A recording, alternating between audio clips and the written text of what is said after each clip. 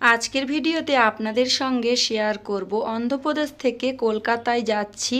কলকাতায় কিভাবে গেলাম, ওখানে গিয়ে কি কি খাওয়া দাওয়া করলাম এবং ওই দিনে কোথায় কোথায় গেলাম সব কিছুই এই ভিডিওতে আপনাদের সঙ্গে শেয়ার করব। আশা করছি আমার এই ভিডিওটি আপনাদের কাছে ভালো লাগবে। ভিডিওর কোনো অংশে ভালো লেগে গেলে ভিডিওটিতে একটি লাইক দিয়ে দেবেন। হ্যালো এভরিওয়ান, আসসালামু আলাইকুম। কেমন আছেন সবাই? আশা করছি সবাই ভালো আছেন, সুস্থ আছেন। আলহামদুলিল্লাহ, আমরাও সবাই ভালো আছি। আজকের ছোট্ট ভিডিওর মধ্যে আপনাদেরকে অনেক কিছু দেখানোর চেষ্টা করেছি। তো প্রথমে আপনাদেরকে দেখাচ্ছি পরোটা ভাজা থেকে শুরু করে। এই পরোটা ভাজা করছিলাম ট্রেনের ভিতরে খাওয়ার জন্য। আর এখান থেকে ভিডিওটা স্টার্ট করেছি। অনেকগুলো পরোটা বানিয়েছি, অনেক ব্যস্ততার মধ্যে সময় কাটিয়েছিলাম, তাই ডিটেলসে কিছু শেয়ার করতে পারিনি। একটু একটু করে আপনাদের মাঝে তুলে ধরার চেষ্টা করেছি। ট্রেনের মধ্যে খাওয়ার জন্য অনেক কিছু পাওয়া যায়, তো ওখানকার খাবারের দাম অনেক, কিন্তু মানে একদমই ভালো না। তো তার জন্য আমরা চেষ্টা করেছি ঘরোয়াভাবে খাবার বানানোর জন্য আর ওই খাবার নিয়ে ট্রেনের মধ্যে খাওয়ার জন্য। তবে 2 দিনের জার্নিংয়ে একদিন আমরা খাবার বানিয়ে নিয়ে যেতে পারি, আর একদিন ওই খাবারের মান ভালো না, তারপরেও আমরা ওই খাবার খাই বাধ্য হয়ে। তো তার জন্য এখানে একদিনের খাবার বানিয়েছি, পরোটা বানিয়েছি আর মুরগির মাংস আলু দিয়ে ঝোলঝোল করে রান্না করেছি। পরোটা একটু বেশি করে বানিয়েছিলাম, কারণ আমাদের সাথে পরিচিত কিছু মানুষ যাচ্ছিল, তার জন্য। রাত 2টোর সময় আমরা পরোটা বানিয়েছি, মুরগির মাংস বানিয়েছি, ব্যাগ রেডি করেছি, সব কিছু রেডি করেছি। এখন সকালবেলা আমরা আরও কিছু গুছগাছ করে নিয়েছি। সকাল 5টার সময় উঠেছিলাম, সকাল 7টায় আমাদের ট্রেন। তো এখানে আমরা স্টেশনে চলে এসেছি। অন্ধ্রপ্রদেশের খাম্মাম শহরের খাম্মাম স্টেশনে এসেছি। অন্ধ্রপ্রদেশ থেকে কলকাতায় যাওয়ার জার্নি পুরোটাই আপনাদের সঙ্গে শেয়ার করব। আপনাদের ভালো লাগবে। কিছু সময় অপেক্ষা করার পরে ট্রেন চলে এসেছে। আমরা এখন ট্রেনের মধ্যে উঠে গিয়েছি। আমাদের যে বগিটা পড়েছিল ওই বগির সামনে 2টা বাচ্চা ছিল, তাদেরও 2 ছেলে। আর আমার মতো একটা বাচ্চা একটু বড় হয়ে গিয়েছে, সে ফোন ঘাঁটাঘাঁটি করছে, আর একটা বাচ্চা একটু ছোট, তো সে তার মায়ের কোলে বসে আছে। তো সেটা একটু ভিডিও করে নিলাম আপনাদের সঙ্গে শেয়ার করার জন্য। আর ট্রেনের চারপাশের দৃশ্য আপনাদের সঙ্গে একটু তুলে ধরলাম। আজকে সকাল 6টায় আমরা বাড়ি থেকে বেরিয়েছি, আর কালকে আমরা দুপুর 12টা-1টার দিকে পৌঁছে গেছি কলকাতায়। তো পুরোটাই জার্নি আপনাদের সঙ্গে শেয়ার করব এই 10 মিনিটের ভিডিওতে। অন্ধ্রপ্রদেশে এসেছি মাত্র 3 মাস হয়েছে, আর এই সময় আমাদের যাওয়ার কোনো প্ল্যান ছিল না। আমার ভাইয়ের বিয়ে উপলক্ষে কিন্তু আবারও যেতে হচ্ছে, যেহেতু ভাইয়ের বিয়ে না গেলে কেমন একটা দেখায়, তার জন্য কিন্তু যাওয়া হচ্ছে। আর আরও আগে যাওয়ার কথা ছিল, আমরা যেতে পারবো না, তার কারণে কিন্তু বিয়ের ডেটটা একটু লেট করেই করেছে।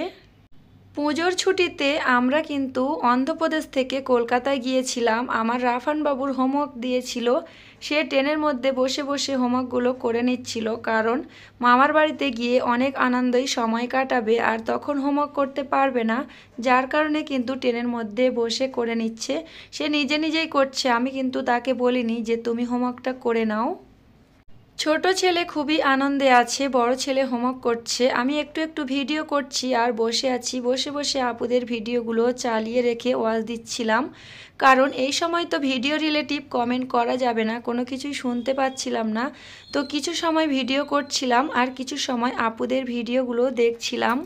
অন্ধ্রপ্রদেশের খাম্মাম শহরে আমার 2টা বাচ্চা বন্দি থাকে। একটা বাচ্চা তো স্কুলে যায়, টিউশন যায়, ছোট বাচ্চাটা বিশেষ করে অনেক বন্দি থাকে।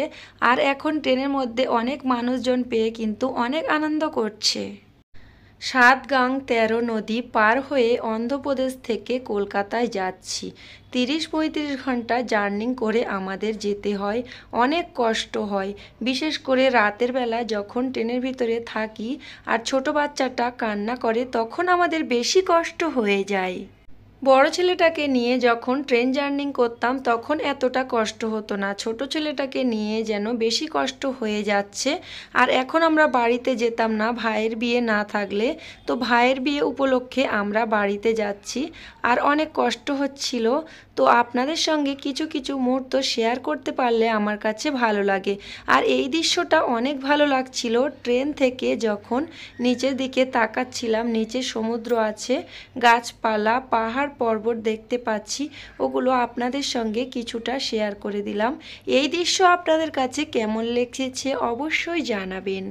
আমার গলার ভয়েসের কারণে সুন্দর করে আমি ভয়েস ওভার করতে পারি না, তো যাই হোক গলার ভয়েসটি আপনাদের কাছে যদি খারাপ লাগে অবশ্যই ক্ষমা দৃষ্টিতে দেখবেন। অনেক কষ্ট করে একটা ভিডিও আপলোড করতে হয়, ভয়েস ওভার করতে হয়, তো আপনারা সম্পূর্ণ ভিডিওটি দেখবেন, ভিডিওটি ফুল ওয়াচ করবেন। ভিডিওর শেষে আরও অনেক কিছু আছে আপনারা দেখতে পারবেন, ওগুলো আপনাদের অনেক অনেক ভালো লাগবে। আজকে যারা আমার চ্যানেলে প্রথম ভিজিট করেছেন, প্রথমবারের মতো আমার ভিডিওটি দেখছেন, চাইলে আমার চ্যানেলটিতে সাবস্ক্রাইব করে আমার ইউটিউব চ্যানেলের সাথেই থাকতে পারেন। পাশে থাকা বেল বাটনের অল অপশানে সিলেক্ট করে রাখবেন, এতে করে নিত্য নতুন ব্লগ ভিডিও আপলোড করার সাথে সাথেই আপনাদের ফোনে নোটিফিকেশন চলে যাবে। আপনারা চাইলে সময় সুযোগ করে দেখে নিতে পারবেন। অলরেডি যারা এই কাজটি করে ফেলেছেন সবাইকে জানাই অসংখ্য অসংখ্য ধন্যবাদ। গলার ভয়েস খারাপ হওয়াতে হয়তো অনেকে ভিডিও দেখতে পছন্দ করছে না, তাই আমার ভিডিওর ভিউ অনেক কমে গিয়েছে, অনেক দুঃখ হচ্ছে, অনেক কষ্ট হচ্ছে। তারপরেও ইউটিউবকে যেহেতু ভালোবাসি তাই ইউটিউবে ভিডিও আপলোড করার জন্য আবারও চলে এসেছি। এখানে দেখতে পাচ্ছেন আমরা পরোটা মুরগির গোশত খেয়েছিলাম দিনের বেলা, আর রাতের বেলা একটুখানি ছিল, সেগুলো খারাপ হয়ে গিয়েছে, প্রচণ্ড গরম পড়েছে, তাই ট্রেনের মধ্যে আন্ডা বিরিয়ানি উঠেছিল, ওই বিরিয়ানি কেনা হয়েছে। বিরিয়ানি এতটাই খারাপ আমার বাচ্চারা খেতে পছন্দ করছে না, বাধ্য হয়ে বিরিয়ানিগুলো সব ফেলে দিতে হয়েছে।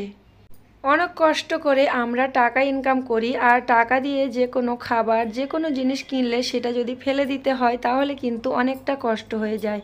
রাতের বেলা আর কোনো ভিডিও ক্যাপচার করিনি, এখন সকালবেলা ট্রেন থেকে নেমে চলে এসেছি বাসে, আর ওই বাসের ভিডিও একটু আপনাদের সঙ্গে শেয়ার করছি। অলরেডি আমরা কলকাতায় চলে এসেছি। 25-26 ঘন্টার ট্রেন জার্নি আপনাদের সঙ্গে 7 মিনিটে শেয়ার করে দিলাম। জানি না আপনাদের কাছে কেমন লেগেছে, অল্প অল্প করে তুলে ধরার চেষ্টা করেছি।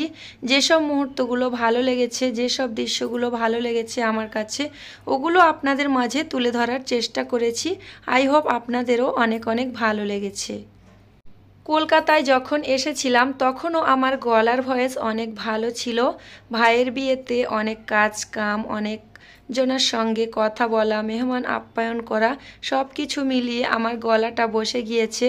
অনেক কষ্ট হচ্ছে, কোনো মতেই সারছে না। আমি কিন্তু গরম পানি, গরম চা, আদা চা, যে যেমনটা বলছে তেমন অনুযায়ী করছি, সেই সাথে ওষুধও খাচ্ছি, কোনো কিছুইতে হচ্ছে না আমার। তো যাই হোক, বাড়িতে যখন যাচ্ছিলাম তখন প্রচণ্ড বৃষ্টি হচ্ছিল, বৃষ্টি একটু উপভোগ করছিলাম গাড়ির ভিতর থেকে হাত বাড়িয়ে। তারপরে আমরা বৃষ্টিতে ভিজে ভিজে সবাই বাড়িতে চলে এসেছি। মায়ের বাড়িতে এসেছি। আমার মা মানকচু ভর্তা করেছে, মহিষের মাংস কষা করেছে, নিহারি মাছ আলু দিয়ে চচ্চড়ি করেছে, আইলা মাছ ভাজা করেছে। আমার মা প্রথমে আমার 2 বাচ্চাকে খাইয়ে দিয়েছে, তাদের জামাইকে আগে খেতে দিয়েছে, তারপরে আমি সব শেষেই খাচ্ছি। তখন একটু ভিডিও ক্যাপচার করে নিয়েছি। প্রথম দিন মায়ের কাছে এসেছি, মা কি কি রান্না করেছে সেগুলো আপনাদের মাঝে তুলে ধরলাম। আপনাদের কাছে কেমন লেগেছে অবশ্যই জানাবেন। অন্ধ্রপ্রদেশের খাম্মাম শহরে সমুদ্রের মাছ পাওয়া যায় না, তাই কলকাতায় যখন আসি তখন কিন্তু সমুদ্রের মাছ খাওয়ার চেষ্টা করি। নিহারি মাছ, আইলা মাছ, এই মাছগুলো আমার খুবই পছন্দ।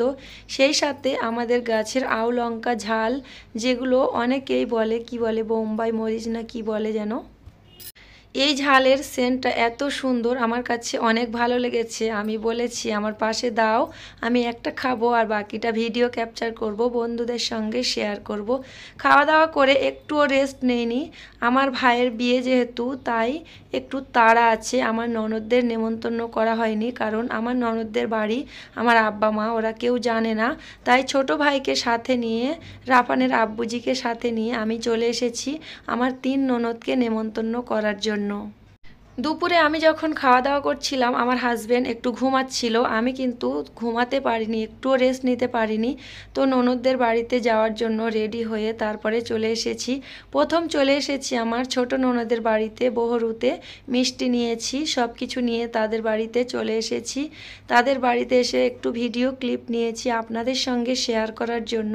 তারপর তারা নাস্তা দিয়েছিল মাজা মিষ্টি, সেগুলো খেয়ে তাদের নেমন্তন্ন করে চলে এসেছি। ভাইয়ের বিয়েতে যাব, আর এখানে খুব সুন্দর সুন্দর জুতা পাওয়া যাচ্ছিল। যেহেতু আমি অন্ধ্রপ্রদেশে কোনো শপিং করিনি, তাই ভাবলাম এই জুতা এখান থেকে কিনে নিয়ে যাই, অন্যান্য শপিং পরে করব, যখন করব তখন আপনাদের সঙ্গে শেয়ার করব।